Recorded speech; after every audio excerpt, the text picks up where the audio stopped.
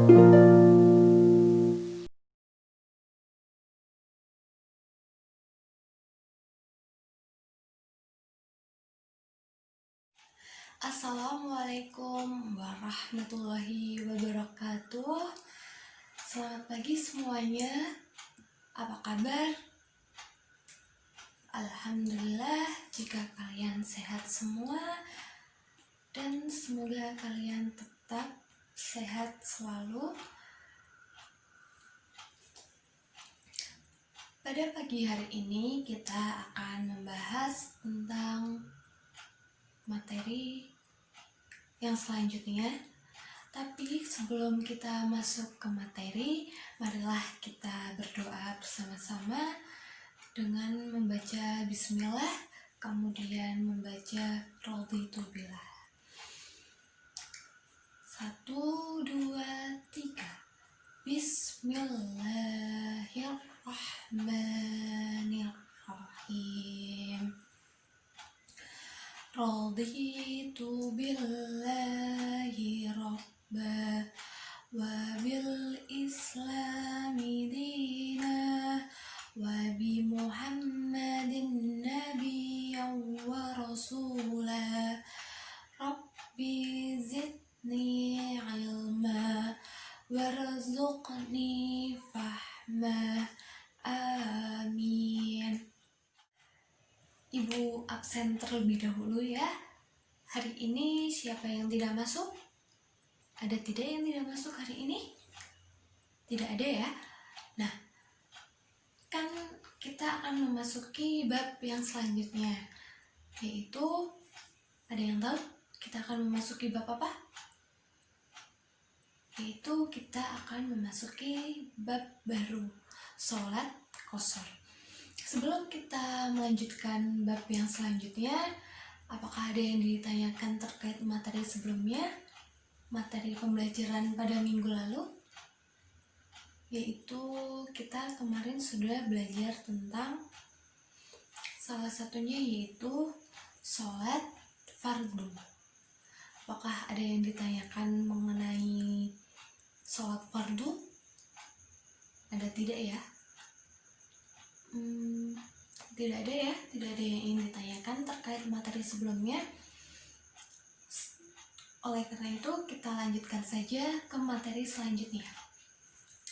Materi selanjutnya yaitu bab sholat qashar. Di sini ibu akan menyampaikan KD-nya terlebih dahulu ya.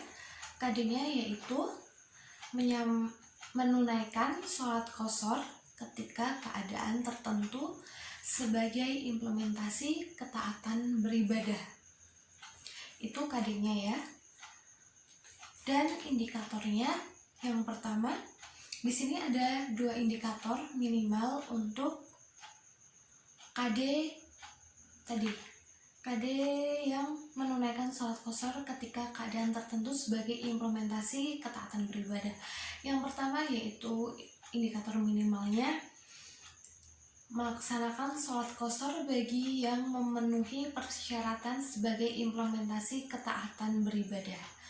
Indikator yang kedua yaitu sholat qashar boleh dilakukan bagi yang memenuhi sebab-sebab tertentu sebagai implementasi ketaatan beribadah. Seperti yang ibu sudah sampaikan tadi, hari ini kita akan membahas 1 kompetensi dasar dan 2 indikator minimal. Yang pertama, kita sebelum memasuki materi, apakah ada yang tahu pengertian dari qashar itu sendiri? Ada tidak yang tahu? Qashar yaitu artinya meringkas. Jadi sholat qashar artinya yaitu apa? Ada yang tahu?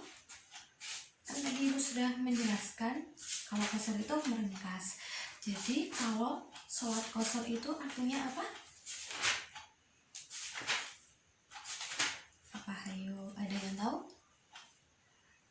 Ya, sholat qashar itu adalah sholat wajib yang 4 rakaat diringkas menjadi 2 rakaat.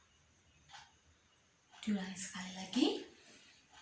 Sholat qashar yaitu sholat wajib 4 rakaat yang diringkas menjadi 2 rakaat. Apa saja sholat-sholatnya? Yang pertama apa? Yang sholatnya ada 4 rakaat. Yang pertama yaitu sholat zuhur. Yang kedua sholat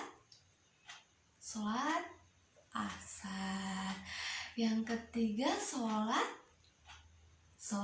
apa? Ayo, ada yang tahu? Sholat isya. Kenapa cuma ada 3? Karena sholat subuh hanya 2 rakaat dan sholat maghrib 3 rakaat. Kan sholat qashar itu sholat 4 rakaat yang diringkas menjadi 2 rakaat. Jadi sholat subuh dan sholat maghrib tidak termasuk ya, karena sholat subuh itu ada 2 rakaat dan sholat maghrib itu 3 rakaat. Nah, apa sebab-sebabnya kok boleh diringkas? Syaratnya itu apa? Syarat melakukan sholat qashar itu apa? Ada yang tahu nggak? Syaratnya itu apa aja? Ada yang tahu nggak ini? Murid-muridnya ibu. Yang pertama yaitu melaksanakan perjalanan jauh. Minimal berapa? Bukan 1 km ya. Kalau 1 km itu bukan perjalanan jauh ya. Atau 10 km itu juga masih kurang. Ada yang tahu berapa kilometer yang harus kita tempuh sebagai syarat melakukan sholat qashar? Ada tidak? Ada tidak? Syaratnya yaitu melakukan perjalanan jauh minimal 83 km. Jadi semisal kalau perjalanan kita itu hanya 60, 50 atau bahkan 70 km, walaupun menurut kita itu perjalanannya sudah jauh sekali, tapi itu belum memasuki syarat sebagai syarat melakukan sholat qashar ya. Karena syaratnya itu tadi berapa? 83 km minimal ya, bukan maksimal, tapi minimalnya 83 km. Atau dalam keadaan perang, takut diserang oleh orang kafir. Kalau di Indonesia kayaknya tidak ada ya yang masih perang. Kalau di Timur Tengah, di daerah Palestina masih ada, tapi kalau di Indonesia alhamdulillahnya tidak ada. Kita tidak ada dalam keadaan perang. Jadi kalau alasannya, Bu, saya nggak ini ya Bu, saya pengen melaksanakan sholat qashar ya Bu, tapi saya baru mau ke tempat teman saya, jaraknya itu jauh banget Bu, 2 jam. Lah, rumahnya berapa kilometer Mas dari rumahnya Mas atau di rumahnya Mbak? Jaraknya cuma 30 km Bu. Oh ya nggak boleh ya, karena jarak minimalnya itu 83.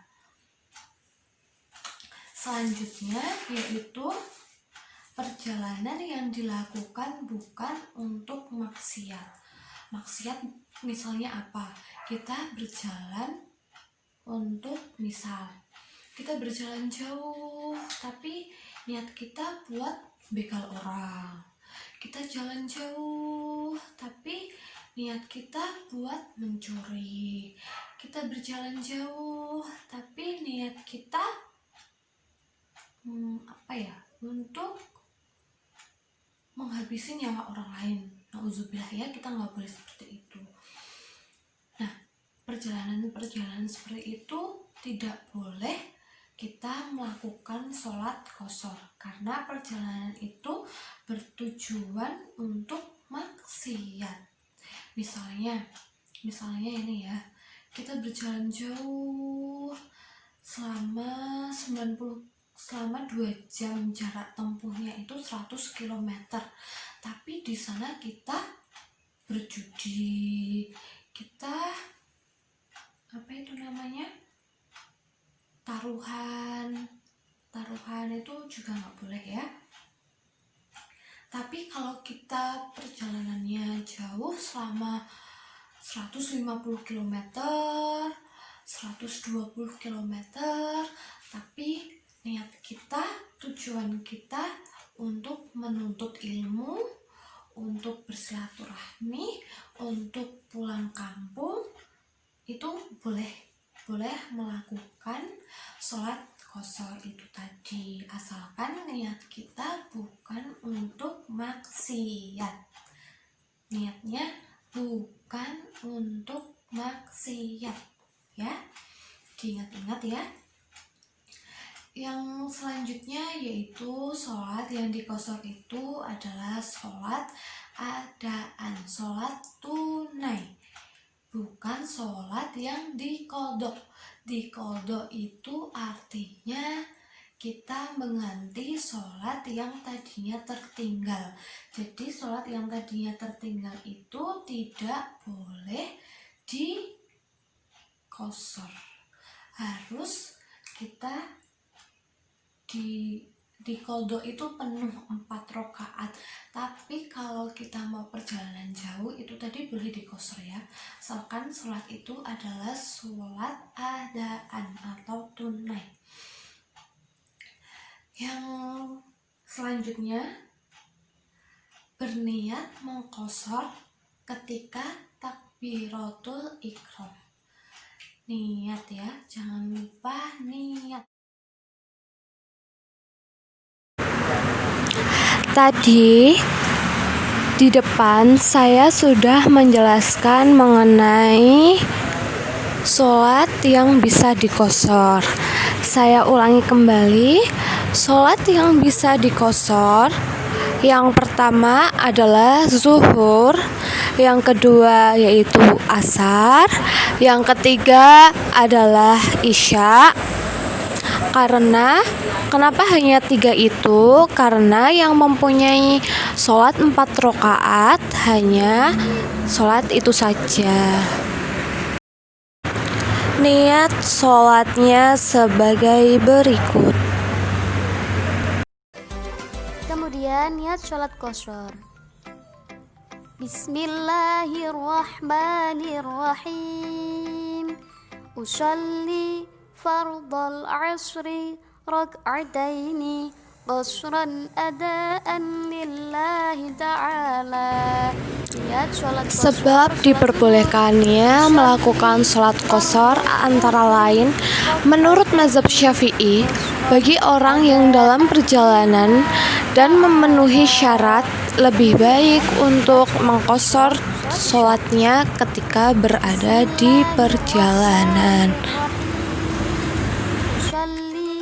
Fardal isya'i rak'ataini qashran adaan lillahi ta'ala. Mengqashar sebagai dispensasi bagi musafir, karena musafir itu sulit dalam melaksanakan sholat dalam perjalanan. Apabila telah memenuhi syarat tertentu, maka boleh mengqashar sholat, karena mengqashar sholat termasuk rukhsah atau kemudahan atau keringanan.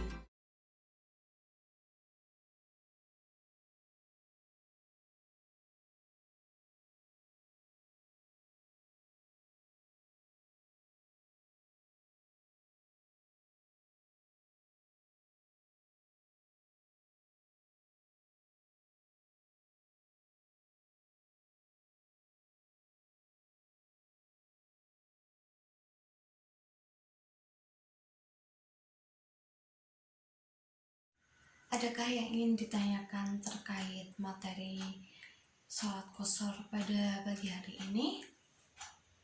Ada yang ingin bertanya? Tidak ada yang ingin bertanya. Baiklah, kita ulangi sekali lagi. Sholat qashar itu apa tadi? Sholat qashar yaitu artinya sholat wajib yang diringkas, yang tadinya 4 rakaat diringkas menjadi 2 rakaat. Dan syarat melakukan sholat qashar yang pertama, melaksanakan perjalanan jauh minimal 83 km atau takut ketika keadaan perang diserang oleh orang kafir. Yang selanjutnya yaitu perjalanan yang dilakukan bukan untuk bermaksiat. Dan yang ketiga yaitu sholat yang diqashar itu adalah sholat adaan, yaitu sholat tunai, bukan sholat yang diqadha. Dan yang terakhir yaitu berniat mengqashar ketika takbiratul ihram. Adapun yang boleh atau adapun penyebab seorang muslim dapat melakukan sholat qashar yaitu perjalanannya jauh, memiliki tujuan yang pasti, dan bukan bertujuan untuk maksiat. Seorang musafir boleh melakukan sholat qashar. Begitu ya anak-anak. Jadi semisal kita melakukan perjalanan jauh, kita tetap bisa melakukan ibadah, kita dipermudah dalam menjalankan ibadah, salah satunya yaitu dengan melakukan atau menunaikan sholat qashar sebagai implementasi dalam ketaatan beribadah kita. Nah, bila ada yang ingin ditanyakan, bisa ditanyakan. Jika tidak ada yang ingin bertanya, Ibu cukupkan sekian. Ya, tidak ada yang bertanya kan? Ibu cukupkan saja ya untuk pada pagi hari ini dengan membaca Alhamdulillahirrabbilalamin.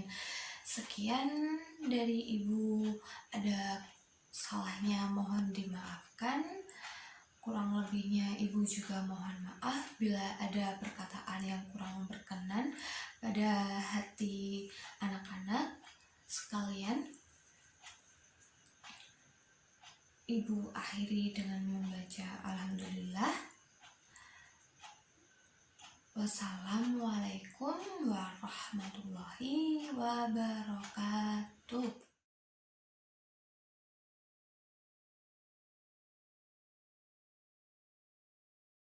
Doa kafaratul majlis. Subhanakallahumma wa bihamdika asyhadu an la ilaha illa anta astaghfiruka wa atubu ilaik.